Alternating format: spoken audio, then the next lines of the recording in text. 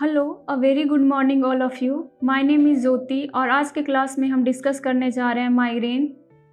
तो सबसे पहले हम इसका इंट्रोडक्शन देखेंगे, देन इसके डेफिनेशन एंड इसके कौन कौन से फेजेस होते हैं, इसके क्या काउजेज़ होते हैं एंड इसके ट्रीटमेंट के बारे में भी बात करेंगे। तो सबसे पहले हम इसका इंट्रोडक्शन देखते हैं। तो migraine is a basic type of headache. ये एक न्यूरोलॉजिकल डिसऑर्डर होता है जिसमें कि पेशेंट को सीवियर हेडेक होता है। It is more commonly in adults and in women than man. ये कॉमनली एडल्ट्स में देखा जाता है, mainly in womens. Migraine is a one of the common cause of recurrent headache, यानी कि ये डेली लाइफ में होने वाले बार बार हेडेक्स में एक बहुत बड़ा कारण होता है।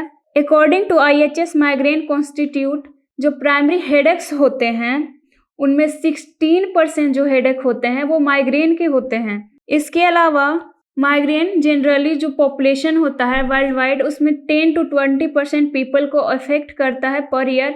अगर हम वर्ल्ड वाइड बात करें तो हर 7 में से एक व्यक्ति आज माइग्रेन के पेन से सफ़र कर रहा है।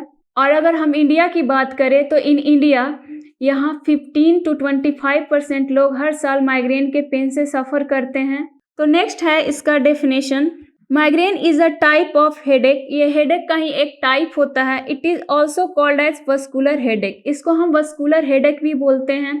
इसको हम वस्कुलर हेडेक इसलिए बोलते हैं क्योंकि ये वस्कुलर डायलेशन के कारण स्टार्ट होता है। जो हमारा सेरेब्रल वस्कुलर है उसमें डायलेशन हो जाता है जिसके कारण इन्फ्लेमेशन होने की वजह से हमको headache. It is also called as vascular headache. इसको हम वस्कुलर हेडेक भी बोलते हैं। इसको हम वस्कुलर हेडेक इसलिए बोलते हैं क्योंकि ये सेरेब्रल वस्कुलर में डायलेशन हो जाने के कारण है जो कि पेन स्टार्ट होता है। एंड सीवियरिटी में भी माइल्ड, मॉडरेट एंड सीवियर। जो इसके ये 3 स्टेजेस हैं जिसमें कि सबसे पहले है माइल्ड। अगर इसको ट्रीट ना किया जाए तो ये मॉडरेट बन जाता है और मॉडरेट को भी ट्रीट ना किया जाए तो ये सीवियर भी हो सकता है। इसके अलावा ऑफ्टेनली पेन में be felt on one side of the head, यानी कि सिर के एक साइड में जो है हेडेक स्टार्ट होता है। नेक्स्ट है इसके फेजेस। तो इसका पहला फेज है प्रोड्रोम। जो प्रोड्रोम है ये हेडेक स्टार्ट होने के पहले का फेज है। जो ये 12 से 36 घंटा पहले सिम्टम्स आने जब स्टार्ट होते हैं तो उसमें पहला जो सिम्टम्स है पहला है योनिंग, यानी कि बहुत ज़्यादा जमाइयाँ आना, लेथार्जी, बहुत ज़्यादा थका थका सा महसूस होने लगना। जो पेशेंट होते हैं माइग्रेन के वो बहुत ज़्यादा थका थका सा महसूस करने लगते हैं। इसके अलावा फोटोफोबिया, जो माइग्रेन के पेशेंट होते हैं उनमें ये भी जो है सिम्टम्स देखा जाता है कि उनमें जो लाइट से है सेंसिटिविटी बढ़ जाती है। इसके अलावा फोनोफोबिया, यानी कि ज़्यादा डिसेबल का जो साउंड होता है वो पेशेंट बर्दाश्त नहीं कर पाता है। नेक्स्ट है ऑरा। इसको हम क्लासिकल माइग्रेन भी बोलते हैं। ये एक वार्निंग साइन होता है हेडेक स्टार्ट होने से पहले का। इसमें पेशेंट में मेनली देखा जाता है कि विजुअल इम्पेयरमेंट हो जाता है, यानी कि पेशेंट को कम दिखाई देने लगता है या आधा धुंधला और आधा साफ दिखाई देता है, या कभी कभी ऐसा भी देखा जाता है कि पेशेंट का कम्प्लीटली विजन लॉस हो जाता है जो कि टेम्पररी होता है। जैसे ही हेडेक ठीक होता है उसके बाद धीरे धीरे जो होता है उनका विजन वापस आ जाता है। इसके अलावा ऑडिटरी टाइनाइटस, यानी कि कान में झंझनाहट सा सुनाई देना। सेंसरी पैराथीसिया, जिसको हम नंबनेस आ जाना बोलते हैं, जिसमें पेशेंट किसी भी प्रकार का सेंसेशन फील नहीं कर पाता है।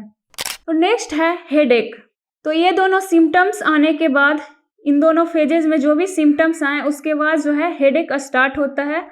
इसमें मेनली ध्यान देने वाली बात यह है कि डायरेक्टली हेडेक स्टार्ट नहीं होता है। पहले इसके सिम्टम्स आते हैं जो कि कुछ घंटे पहले से स्टार्ट होते हैं, उसके बाद जो है हेडेक स्टार्ट होता है।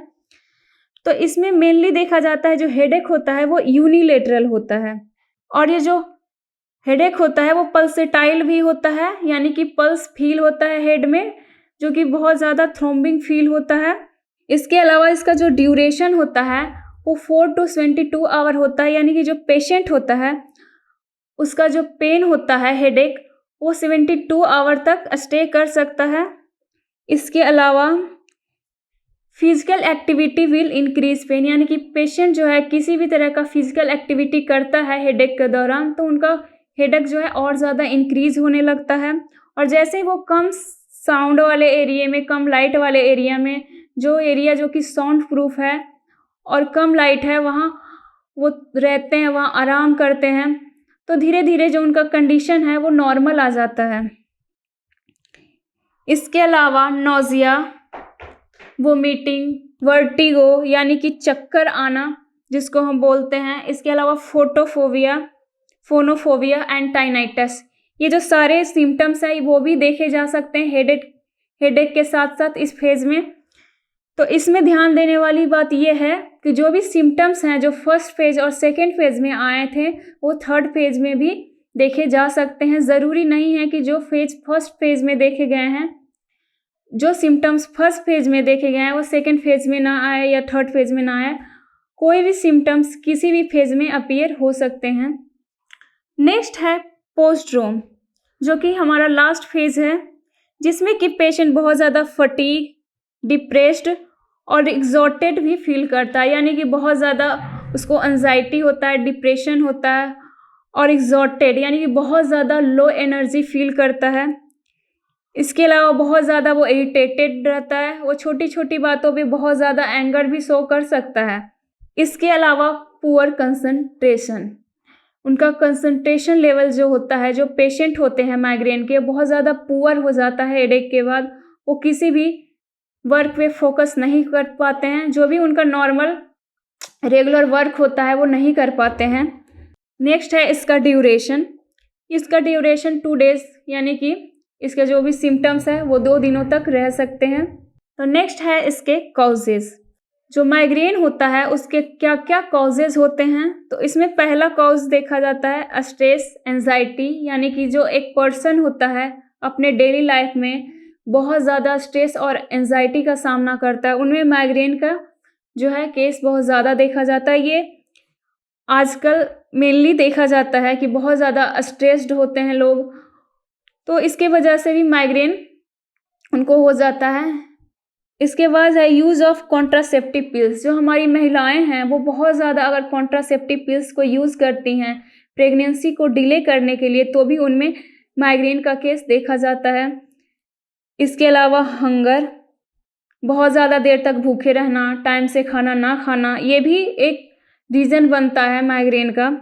इसके अलावा लैक ऑफ सफिशिएंट स्लीप, यानी कि समय से ना सोना या एक प्रॉपर स्लीप ना लेना। अगर आपका स्लीप पैटर्न जो है बहुत ज़्यादा ख़राब है, अब जो एक नॉर्मल स्लीप होता है 6 to 8 आवर का होता है, अगर आप इतने देर तक नहीं सोते हैं तो भी आप माइग्रेन के पेशेंट हो सकते हैं। इसके अलावा डिक्रीज 5-HT लेवल, यानी कि जो 5-HT लेवल होता है जिसको हम सेरोटोनिन भी बोलते हैं, इसका भी लेवल अगर आपके बॉडी में डिक्रीज कर जाता है तो भी आप माइग्रेन के शिकार हो सकते हैं।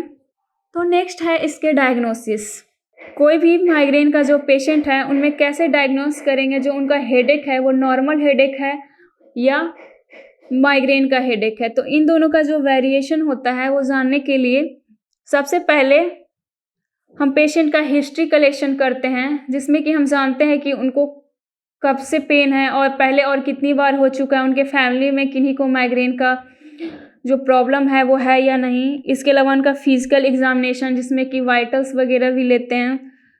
हम वही जानते हैं कि 5 से या ज़्यादा बार उनको माइग्रेन हो चुका है विथ ऑरा कहने का मतलब होता है कि विथ सिम्टम्स, जो उनका हेडेक है वो विथ सिम्टम्स आते हैं या विदाउट सिम्टम आते हैं, ये जानना भी बहुत ज़रूरी होता है।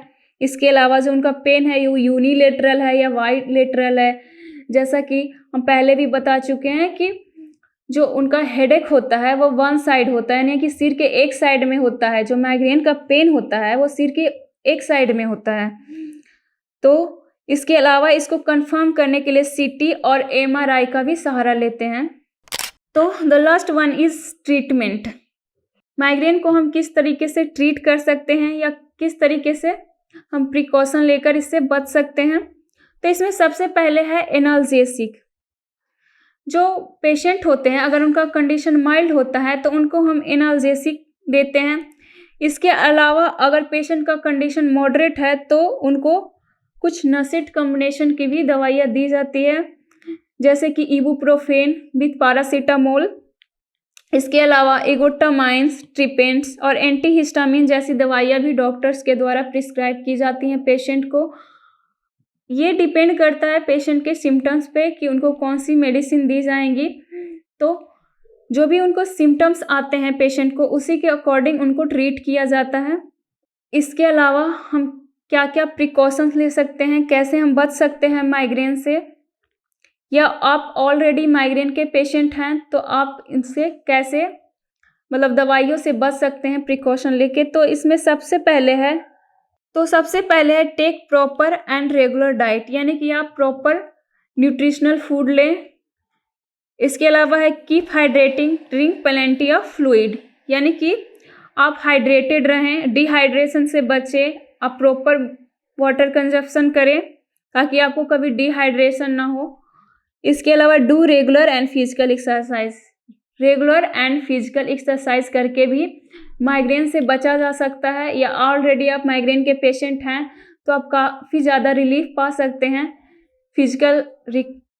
फिजिकल एक्सरसाइज करके। इसके अलावा avoid certain food like junk food, जो भी मार्केट का खाना होता है, जंक फूड होता है, उससे आप बचें, जितना हो सके आप बचें खाने से। तो इस तरीके से भी आप माइग्रेन का जो है हेडेक है उसको कंट्रोल कर सकते हैं। तो आज के लिए बस इतना ही। Thank you.